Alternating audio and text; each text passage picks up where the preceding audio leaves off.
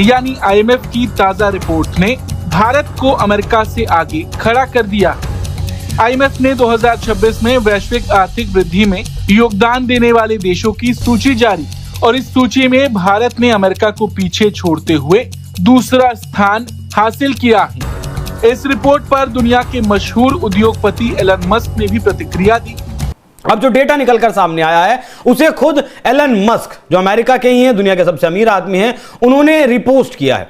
Data दरअसल जो आपके सामने है, ये डेटा साझा किया गया है कि फिलहाल जिस गति से दुनिया की अर्थव्यवस्था बढ़ रही है उसमें भारत का योगदान कितना है, चीन का योगदान कितना है, अमेरिका का योगदान कितना है आया है। और ट्रंप का जो ये बड़बोलापन है, भारत किससे तेल खरीदेगा, किससे नहीं खरीदेगा, भारत अपने हितों को ध्यान में रखते हुए कैसे, क्या, किसके साथ आगे बढ़ेगा, ये सब स्टेटमेंट्स देने का काम अंबर ट्रंप का नहीं है।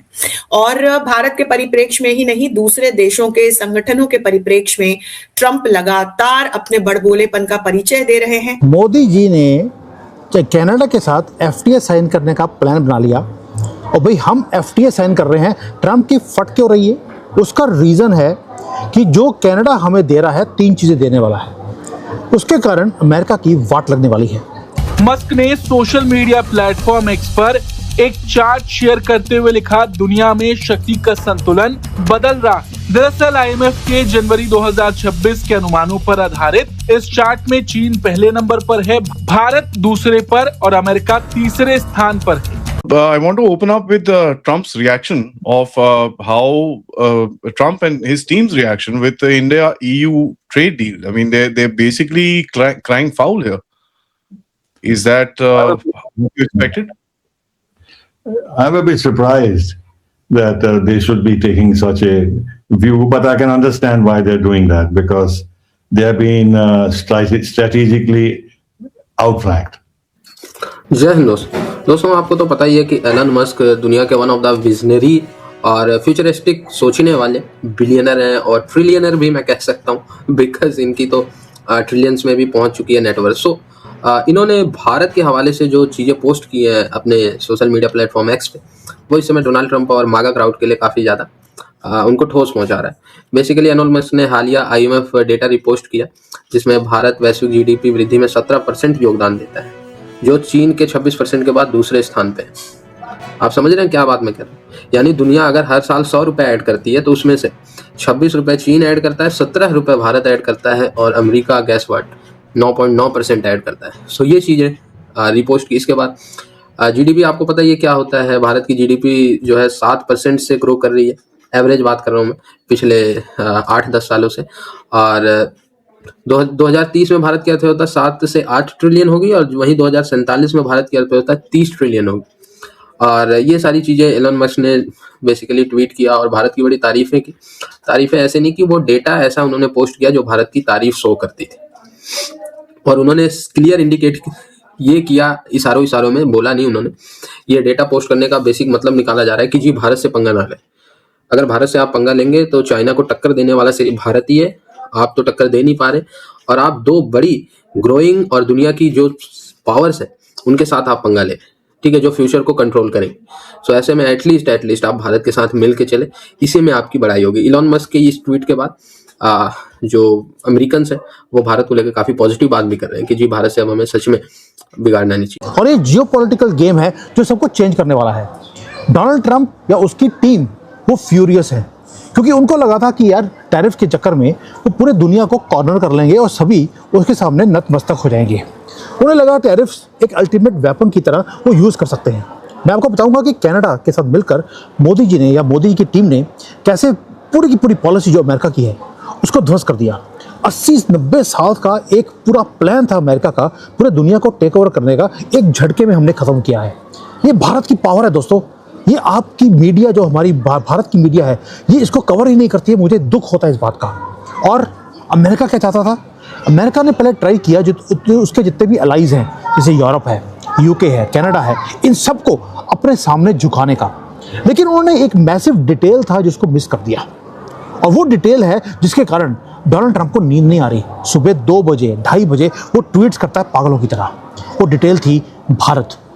भारत एक डिटेल बन चुका है और आपको मालूम है कि जो भारत है वो क्या कर रहा है?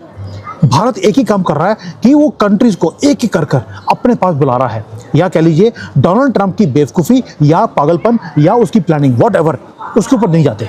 उसके कारण हो क्या रहा है? यूके ने ट्रेड डील साइन कर लिया 8 साल के बाद, यूरोप ने 19 साल के बाद, कनाडा जो कभी आपके साथ ट्रेड डील साइन कर ही नहीं सकता था, वो आ रहा है आपके पास कवर लेने के लिए, आपके साथ हैंडशेक करने के लिए। इमेजिन कीजिए, आप इमेजिन कीजिए कनाडा आपके पास आता है कि मुझे बचा लो, और खालिस्तानियों की वहाँ पे बोलती बंद हो चुकी है। पन्नू कहाँ है आजकल? मैं पूछ रहा हूँ आपसे। पन्नू की जुड्डी में आग लग चुकी है और व्हाइट हाउस उसको पसीने आ रहे हैं, क्योंकि भारत अगर कनाडा के साथ हाथ जोड़ता है तो होगा क्या? आप इमेजिन कीजिए, पिछले 75 सालों में सूरज उगता था अमेरिका से, जबकि जापान से उगना चाहिए था, वो उगना शुरू हो गया अमेरिका से। और ये बड़बोलापन ही उनको लेकर के डूब रहा है। वो जो भी स्टेटमेंट दें, वे भारत के राष्ट्रपति नहीं, वे भारत के प्रधानमंत्री नहीं, वे भारत की सरकार नहीं। और भारतीय सरकार ने बीते कुछ महीनों में ये बहुत अच्छे से बता दिया है कि आप टैरिफ लगाएं, आप हमारे ऊपर प्यूनिटिव मेजर्स लें, आप लगातार भारत को लेकर नकारात्मक टिप्पणियां करें।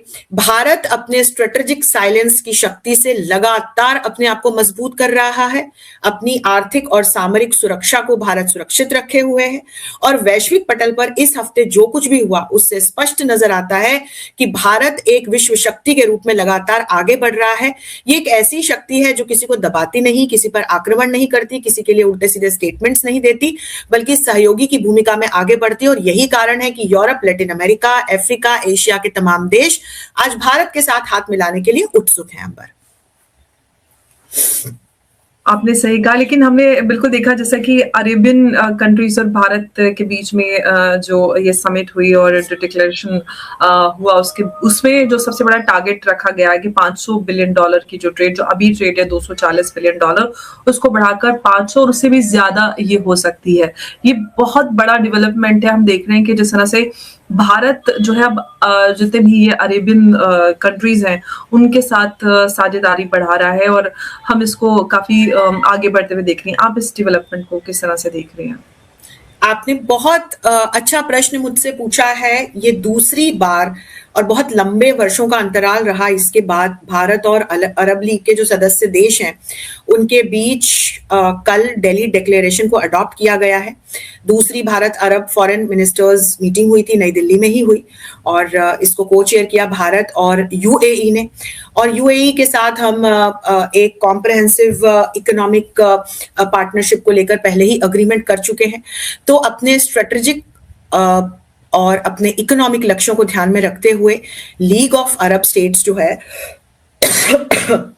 जिसके 22 सदस्य हैं अंबर, 1945 में इसकी स्थापना हुई थी। और मैं यदि सदस्य देशों को गिनाऊं तो Algeria, Bahrain, Djibouti, Egypt, Iraq, Jordan, Kuwait, Lebanon, Libya, Morocco, Oman, Palestine, सूची लंबी है। 22 सदस्य देश हैं, सऊदी अरब भी है इसमें, Sudan, Syria, UAE, Yemen, Tunisia, ये तमाम देश हैं। और इनके साथ ये बहुत बड़ा डिक्लेरेशन हमारा आया है।